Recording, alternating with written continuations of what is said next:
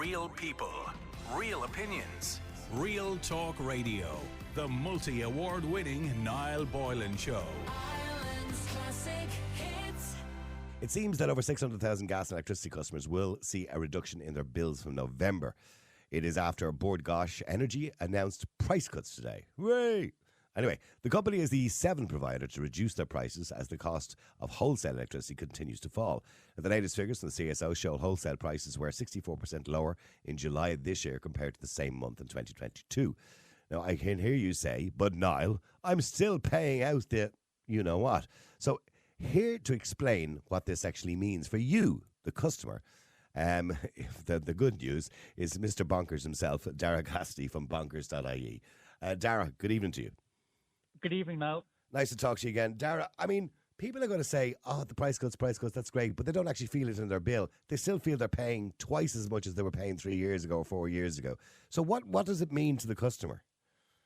So, well, it's not bad news. I mean, it's nice to be talking about price decreases for a change, but these price decreases aren't coming into effect until November. So people are right. They haven't noticed the change because they're still paying record prices, unfortunately. And that ain't going to change until November. But the prices are going down by 15.5% on both electricity and gas. So it's not a bad price drop, and that'll save customers around €357 a year on their electricity and €274 on their gas.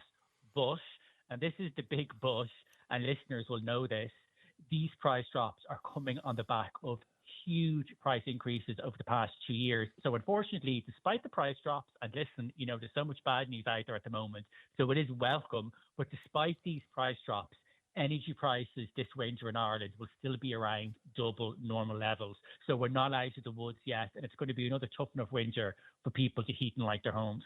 I mean, that's what I said there at the start. Although it's a price drop, it's kind of like gaslighting.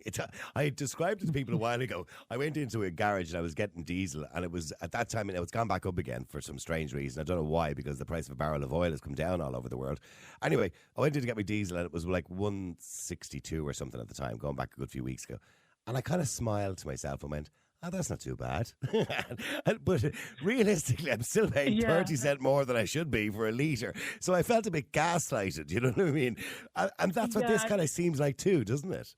No, it will be. And I mean, like I said, there were some absolutely huge price increases over the past 2 years. A lot of that was due to the war in Ukraine, which unfortunately we've very little control over. And then even before that, prices were rising as a result of COVID. So there was 2 years of a lot of turbulence in the market, which left prices at absolutely insane levels, more so in Ireland than other countries. I mean, all countries suffered, but Ireland particularly did, just because of the nature of our market. Am I correct in saying at one stage, I don't know whether we still are, we're the most expensive place in Europe for energy?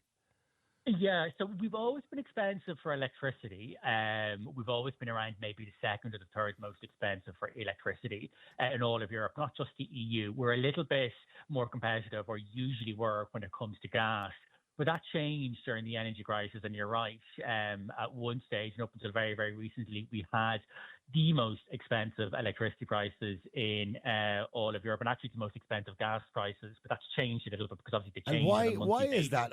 The electricity, I kind of understand because of the geographical aspect of it and supplying electricity to houses, because Ireland is quite scattered. 70% of the population lives in 4 places. Yeah. So I'm assuming it's to do with maintenance and setup and getting lines out to people. So I'm assuming that's the reason why that's a big part of it. It's not the only part, but it's a big part. I mean, the fact as well, we don't have nuclear. Our energy mix is different. We use a lot of gas. Gas is expensive these days. That doesn't happen. That doesn't help. And also, not to get too technical, even the structure of the market, so how the single energy market is set up, I think there's probably a job there for the government to just look at that. Because how the price is determined, I mean, the price of electricity technically on that market changes on an hourly basis. And then, suppliers kind of buy in advance. I wonder could we go down the route. I just wonder if there's something there. Yeah, I wonder would we go down the route of the American route, which is, I'm not too sure if you're familiar, but electricity in America, for example, it goes up and down literally by the hour. So your bill reflects that, by the way. You can have a bad part of the month where electricity prices have gone back up again or down again. So it changes constantly all the time. They don't have to keep announcing it all the time. It just keeps changing. I mean, that has its pros and cons. I mean, the pro is that if you can use your energy at a time when it's a lot cheaper, that's obviously great. The con is that you're turning on the kettle and you never know whether that cup of tea is going to cost you 5 cents to boil the kettle or 20 €5. cents. Yeah, absolutely. But now we are kind of going down that route though when it comes to smart meters. I mean, I know smart meters have been a bit controversial, but they are being rolled out at the moment. And one of the reasons why they're being rolled out and one of the purposes is so that electricity consumption can be monitored, measured, and people can have different prices at day, at night, at peak and off peak. And I think that's something that we'll see a little bit more over the coming years. I mean, there is a lot of uncertainty in the market, and that uncertainty, of course, is causing the prices to go up as well. Because, of course, when we talk about the price of oil, and many people listening tonight would have oil heating as well, not as much as, say, Northern Ireland, but certainly because we rely on gas more than oil. But there is about, 20% of the market maybe is oil. I'm not too sure exactly how much of it. And they're not really seeing the decrease at the moment. In fact, they're seeing an increase at the moment in the price of oil. And yet, we're seeing a barrel of oil a lot cheaper. The reason for it is not just the war in Ukraine, of course. The reason for it is that we have less refineries. The Chinese and the Indians are building refineries like they're going out of fashion, but we're not. We're closing them down. And I suppose there's a reluctance from investors to invest in refineries at the moment because of, the push and the marketing for sustainable fuel. So where's the future for, the standard fossil fuel energy that we're using at the moment, the gas, the oil, the electricity, which is produced with gas and oil as well. So where's the future for that? Are we going to be priced out of the market eventually? I don't think we'll be priced out of the market, but something I'm always at pains to say to people is that the transition to a green economy and to a decarbonised grid, so basically the transition to electricity that is generated almost 100% from renewables, is not going to be easy and it is not going to be cheap. Now, that's not to say that we shouldn't do it because the environmental cost of not doing it would be great. But just I think that there's a real misperception, and the government doesn't help with this sometimes. There's a real misperception that renewable energy is almost free, and those wind turbines do not turn themselves, they don't install themselves, those solar panels do not install themselves either.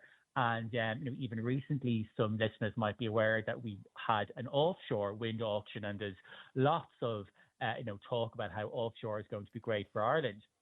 Do we need to talk more about nuclear? I did have a gentleman on the air going back about 2 weeks ago talking about nuclear energy. France, of course, have adopted it wonderfully. Germany have just closed down a couple of plants for some reason and gone back to coal.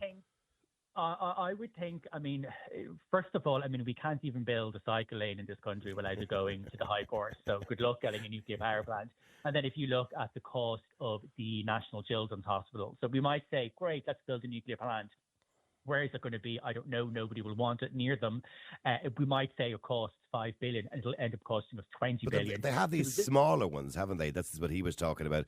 And these smaller ones will produce enough electricity for a large town or a large city. Yeah, but they haven't really, I don't think, been fully tested and fully developed. That's not to say in around maybe 10 or 20 years' time, or maybe even slightly more, that they will be ready. I don't think they're ready just yet. To be honest, what I would be doing if I were in government, I find myself saying that a lot to myself these days, I'd let the French focus on the nuclear because we're building an interconnector with France at the moment, the Celtic interconnector. They have experience in it. They know what they're doing. And we can import a bit of nuclear-produced electricity from time to time when we need it. Technically, we do it already. We have a connector with the UK, and we import a tiny bit of electricity from them from time to time, which will have nuclear in the mix. I think for us, we do still need to just look at investing more, probably more so in onshore wind, in solar, but making it cheaper because the cost of renewable energy in Ireland and connecting it to the grid seems to be double, triple what it is in other countries. And this is the key thing, it needs to be backed up with flexible, modern, in my opinion, gas-fired generators for when the wind doesn't blow. And I think there's a reluctance in government to even approve any type of new gas-fired generator because it's, against climate targets. But sometimes you need to take, one step back. Yeah, well, absolutely. And we have to be of the understanding that sometimes they only mentioned today, of course, the idea of not selling, diesel and petrol cars by 2030 is probably not, it's too ambitious. Yeah. So, and I think we're also being too ambitious to suggest that we could be at net zero by 2050. Yeah. I think that's very ambitious as well. So I think we got to take baby steps. These things take time. You got to transition slowly for people so we can afford it as well. From our point of view, we have to be able to do that. But look. Sorry, And go I ahead. said it ain't going to be cheap. And I said it's not going to be cheap. And that's something that I would just like the government to just be honest with people and communicate with them a bit more and say, we've a tough 10 to 15 years ahead of us from an electricity point of view. And I think maybe in 25 years, I mean, some of your listeners may not even be around by then. So it's a tough sell. Like in 25 years, I think we'll have, close to net zero, lots of cheap, almost free electricity on the grid. But the next 10 or 15 years are going to be tough. They're going to be expensive. They're going to be difficult. Daragh, we're going to have to produce a lot of electricity. But if we look at the plans, I personally am completely against the whole plan of the government because I just believe it's the wrong plan. But we could do that another night. If you look at the plan, we're all supposed to have electric cars. We're all supposed to have heat conversion units in our homes, which are all run by electricity. Heat pumps, So the demand for electricity is going to be catastrophic. We would never be able to build. The grid just wouldn't withstand it. So it means basically replacing the whole grid. I mean, the cables I see where I live, they're replacing cables as it is. To put thicker cables, I'm assuming it's like 250 kilowatt cables from pole to pole rather than the old traditional 100 kilowatt cables or whatever it is. So that has to be done throughout the whole country. And then if you have a whole housing estate with 2 cars in each garden and they're both electric and they're plugging in at night, the demand on the grid is going to be out of this world. So, No, it is. And then there's data centres as well. We have a rapidly increasing population. No, you're right. I mean, there's a huge amount of pressure on the grid these days. I mean, there may even be the threat of small blackouts this winter, but in the medium term, you're correct. The demand for electricity is going to be so high, and that in itself is going to put upward pressure on electricity prices. Well, look, if people want to, is it worth, I know Bonkers are big people for telling people to shop around and they can go to your website and put in that little number at the top of your bill, by the way, whatever it's called. What's that little number called again? Well, for gas, it's the GPRN, and for electricity, it's the MPRN. Okay, so you can pop that little number in and it'll give you the best price, or who will give you the best price. But is it worth, without doing you out of business, is it worth shopping around at the moment? No, absolutely it still is. I mean, at the moment, somebody who switches could save several €100 on their bills. So there's absolutely still savings to be made. Now, the discounts that were around maybe 2 years ago of 30 to 40% have largely gone, but you can still get a discount of maybe 10 to 20% by shopping around. So I'd encourage people to do it. Yeah. And also, even if you switch, let's say, to Bord Gáis before the 9th of November, which is when their price decrease comes into effect, you'll get the decreased price from the 9th of November. So some people are thinking, if I switch to Bord Gáis now, or if I switch to Electric Ireland now, I won't get the price. You won't get it. You will. Because remember, unfortunately, the opposite happened when prices were going up. You switched at one rate, and then 2 weeks later, you get a letter to say the prices are going up. But it actually works the opposite way as well. So this is when it works, a good way. The only thing to be worried, but to remember, is that there are now a few fixed energy deals. And then obviously, if you sign up for a fixed energy deal, as the name suggests, that is a fixed price for 1 year, and that's not going to change. But otherwise, any discounts that are coming in, you'll get them. I was just quick, a little bit kind of, to remind consumers and listeners, these price decreases, which are obviously, welcome, they're going to save people a few €100. They're not coming into effect until November, and usually suppliers only need to give 1 month's notice, but they gave 2. Which does mean, though, that we're going to have October, the whole month, with prices at record levels, and that's usually when the heating goes back on, and the lights. My heating's already gone back on. I'm holding out. No, I have one of these. I have a Nest. The Nest, the Google Nest, and so I have it set at I think it was 19 degrees. I have it set at. So it came on for the first time during the week there, where obviously the house was less than 19 degrees. So unfortunately, it put itself on one morning. I woke up and the heat was on. I went, what's going on? What happened to the heat wave we were promised? It didn't happen. It didn't materialise. Yeah, but I always try to hold out until the end of October. But what I'm saying is just to remind people that there is unfortunately another 2 months, September, October, of record prices, and then it's not until November that we see those small price decreases come into effect. I am hopeful, though, just given where wholesale prices are at the moment, that maybe come spring, come maybe February or March, we might see another 10 to 15% drop. But mind you, that would still leave our prices at very, very high levels and much higher than what we're used to. So, finally, just for the oil people, the people who are heating on oil, do you see any relief for those? Because that price seems to be fluctuating so much. It fluctuates hugely, and sometimes there's international factors, sometimes there's local factors. I mean, not to sound obvious, but again, just to making sure that you shop around. and get a few quotes before filling up. Yeah. The price per barrel of oil is, though, beginning to creep back up. It's getting close to around $100.